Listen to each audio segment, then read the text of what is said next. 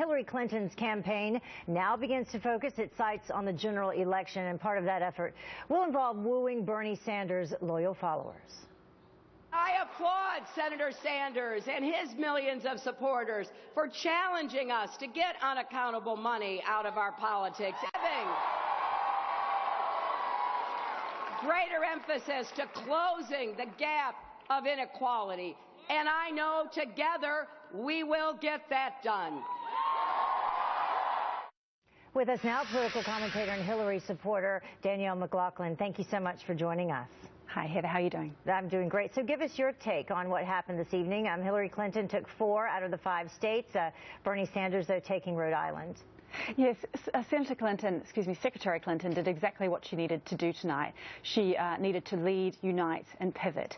So the speech, the content of her speech touched on some of the very important issues to progressives. She united the party in the sense that she spoke, she reached out to Senator Sanders, she reached across the aisle, I guess you might say, and really tried to bring him into her mission, which is obviously to win a general election. And then further to that, she united the party, which is talking to Sanders, talking to his supporters, speaking about the issues that they have been very, very clear about, talking about and wanting to make sure are on a platform for the Democrats, including things like income inequality, and any number of things, Wall Street, the big banks, and those kinds of things. But yet, Bernie Sanders is still not prepared to tell his supporters to turn their support to Hillary Clinton. In fact, quite the opposite. He says that he is sticking it out until the end. And she does appear to be, let's say, a little bit burned by that. You know, anyone that heard the interview or the town hall last night with Rachel Maddow, she definitely wanted it clarified that she is ahead, both in the popular vote and in the delegate count, but not in the superdelegate count. So is she frustrated? Is the party or her supporters, are they concerned that he will not bow out? Well, I don't think they're concerned that he won't bow out. I guess the question is when. He's made it very clear that he's going to be in until June 7th, which is frankly what Secretary Clinton did when she was running against Obama in 2008. He clearly has a mandate. He has millions and millions of supporters. Hillary Clinton needs those supporters, specifically the independents, if she's going to win a general election. And I think for the longest time, even Secretary Clinton considered that Donald Trump was not particularly a threat. But as we've seen tonight, as he is also pivoting to the general election, she really needs Sanders to be behind her. It's going to be interesting to see what happens at the convention, because even tonight, quite late, he put out a press release being quite clear about the kinds of issue platforms that he wants to see, basically see her adopt, including banning fracking, breaking up Wall Street banks, a $15 minimum wage, some issues, and also a carbon tax, which Secretary Clinton has not been quite sure that she's going to really embrace. And she's taken issue with that comparison again to 2008, as you mentioned, because she pointed out that when she threw her support behind President Obama, she had no contingencies. And so do you think that she will allow for any of Bernie Sanders' concerns to become a part of the platform, the Democratic Convention, as he wants? I think so. I mean, I think we've already seen some of those things bubbling up in the kinds of things that she's been talking about since he entered the race and became really a contender. You're right. You know, I read her 2008 speech, her concession speech this morning, and, you know, she made no preconditions, and I think what she's hoping for is that he will welcome her with open arms. Maybe he will give the speech a seat she did at the convention, but there's a little bit more horse trading involved here than there was in 2008 for sure. Okay, she's not the only one making a play for her support, for his supporters.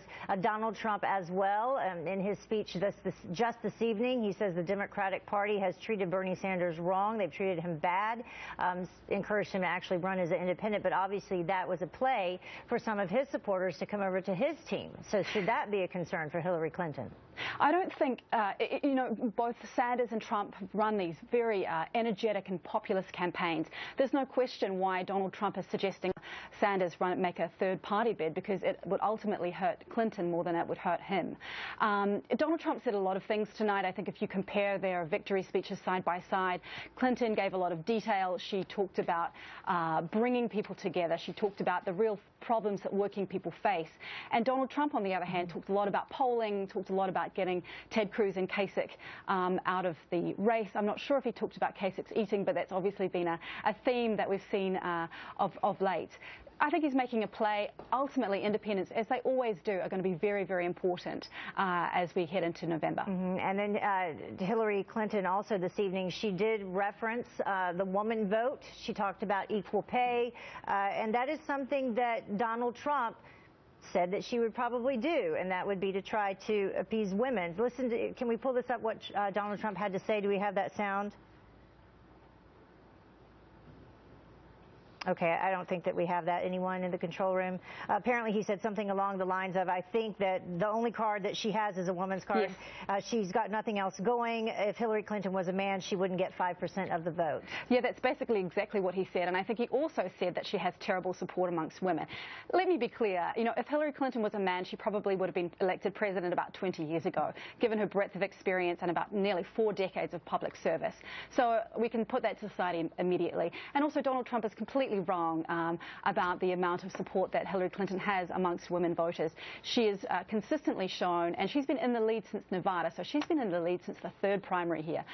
She's consistently shown that women are coming out and supporting her. Clearly there's been a divide between millennials and older women. We've seen that Sanders has really captured that millennial vote, but this is what she needs to do. This is why she needs to bring the Sanders supporters into the party, and what she did tonight was really, I think, one of the first and most important steps in towards doing. All right, we'll see if that can continue as we head toward the general election, which is in November, long ways away.